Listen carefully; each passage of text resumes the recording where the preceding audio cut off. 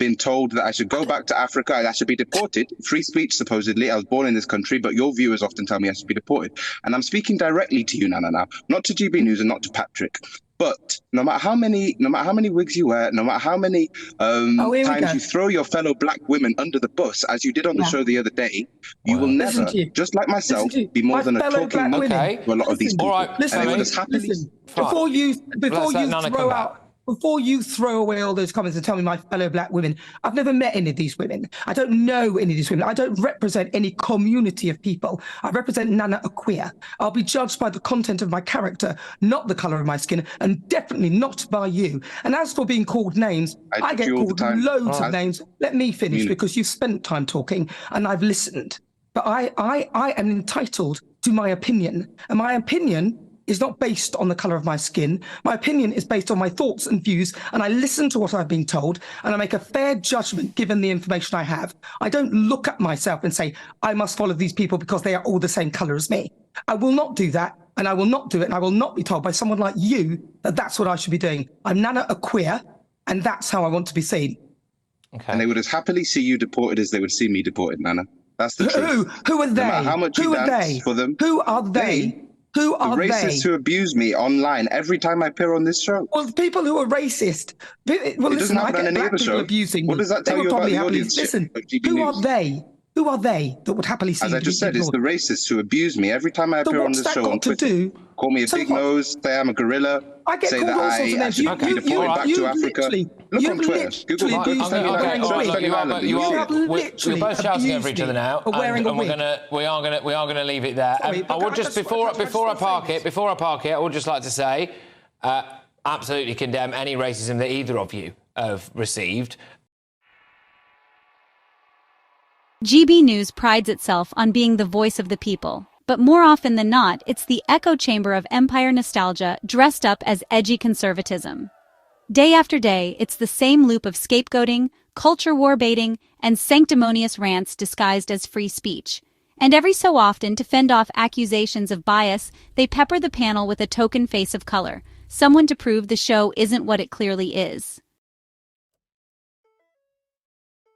Someone who won't rock the boat but will tap dance around it, validating viewers with the comfort of familiar disdain in a different accent. But this was not one of those days. That day didn't whisper. It roared. The illusion of control broke, the choreography collapsed, and all of GB News' polished, powder-puffed posturing came undone. And it didn't happen because a white liberal got brave or a host lost the script. It happened because Femi Nylander, black, brilliant, and unapologetically bold, refused to play the game. And standing at the epicenter of the unraveling was Nana Akua, GB News stalwart, Meghan Markle's most eager public executioner, and the crown jewel of right-wing respectability politics in blackface. Now, if you know anything about GB News, you know Nana Akua. She's their go-to when they want to push a racist narrative without dirtying their own hands. A black woman with conservative views isn't inherently problematic, but one who uses her position to shame, belittle, and undermine other black women in the service of white comfort? That's a special kind of betrayal. Nana built a career on cosplaying as the exception. She's that one person at the diversity panel who says, "I don't see racism," while sitting beside people who've faced it their entire lives. She's the safe black woman to the British establishment. No loud truths, no inconvenient facts, just plenty of disdain for wokeness, and a never-ending vendetta against Meghan Markle, whom she treats not as a fellow woman of color surviving unimaginable public abuse, but as a personal enemy. Over the years, Nana's criticism of Meghan has been so rabid, so repetitive, and so transparently opportunistic that it stopped feeling like commentary and started sounding like obsession. Meghan's crime, speaking out, falling in love, refusing to stay silent, that was too much for Nana to bear, and she's made sure to crucify her for it on every platform that would have her. And GB News? They lapped it up like thirsty hounds, grateful for the optics. Finally, a black woman they could parade as proof that it's not racist if she says it. But that March morning, Nana wasn't facing a grateful audience or a docile opponent. She wasn't surrounded by panelists who would nod politely and move on. This time, she faced Femi Nylander, A man who has spent years in the trenches, organizing, protesting, teaching, surviving. A man who sees through the facade not just because he's smart, but because he's lived outside the gates of establishment comfort. And when he spoke, it wasn't with venom.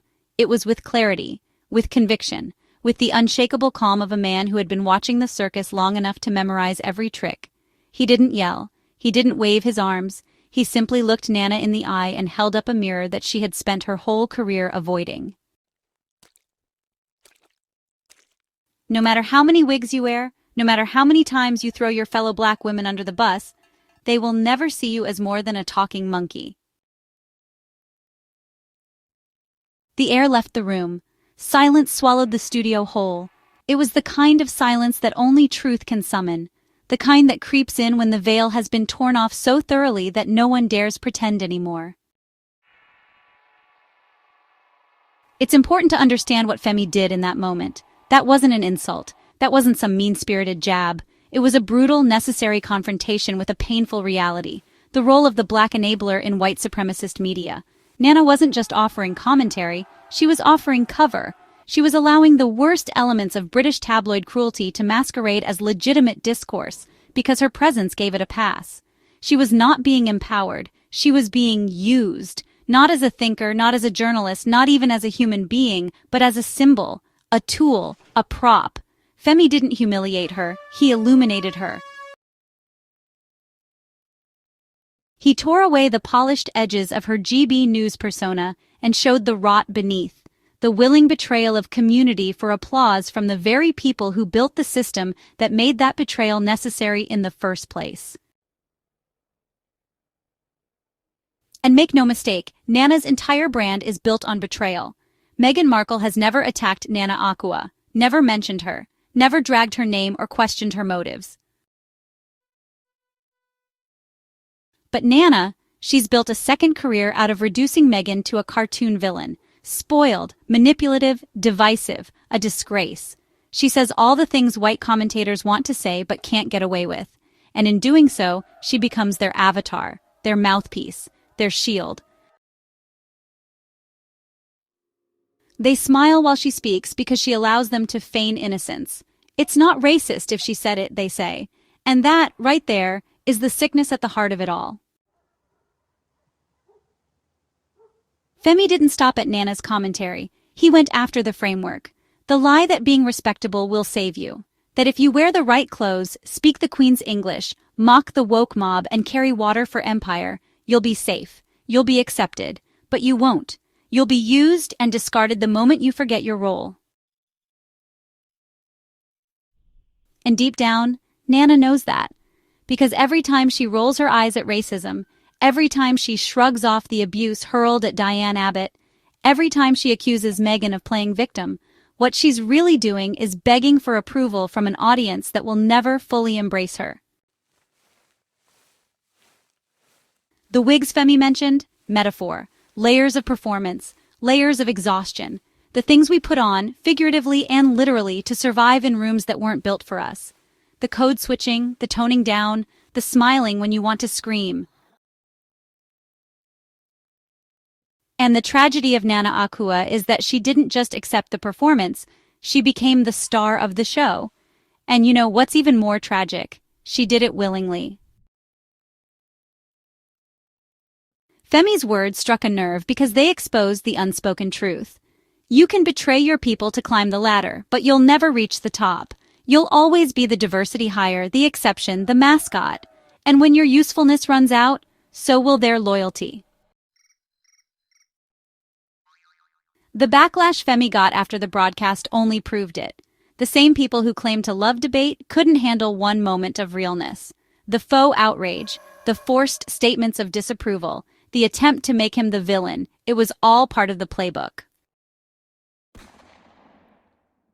Because in the world of GB News, black pain is only acceptable if it's being mocked. Black truth? That's off limits. And yet, through all of it, what Femi did remains powerful. He shattered the illusion in real time. He made visible the invisible contract Nana signed when she decided that criticizing Meghan Markle was her ticket to relevance. He said what we've all known but couldn't say on air, that Nana's proximity to whiteness isn't protection, it's participation in her own dehumanization. That her weekly takedowns of Meghan and Harry aren't political analysis, they're a ritual sacrifice to keep her seat at a table that was never set for her to begin with. Harry and Meghan chose each other. They chose to break the cycle. They chose freedom over fear. And for that, they've been ridiculed, smeared, stalked, and misrepresented. But they never lied about why they left. They told us the truth, even when it cost them everything. And people like Nana Akua, instead of defending that courage, chose to ridicule it. Because honestly, love that challenges the system is just too threatening. Love that says I matter too disrupts the hierarchy. And Nana? She's invested in keeping that hierarchy intact because it gave her a microphone. But Femi took that mic and turned it into a mirror. We won't forget that day. We won't forget that moment. And we won't pretend that Nana Akua is just another pundit with an opinion. She's a symptom of a much larger disease, the commodification of identity in service of oppression. And Femi Nylander? He was the cure, even if only for a moment. He reminded us that speaking truth to power isn't always neat, it's not always polite, sometimes it's raw, it's uncomfortable, it's messy, but, it's necessary.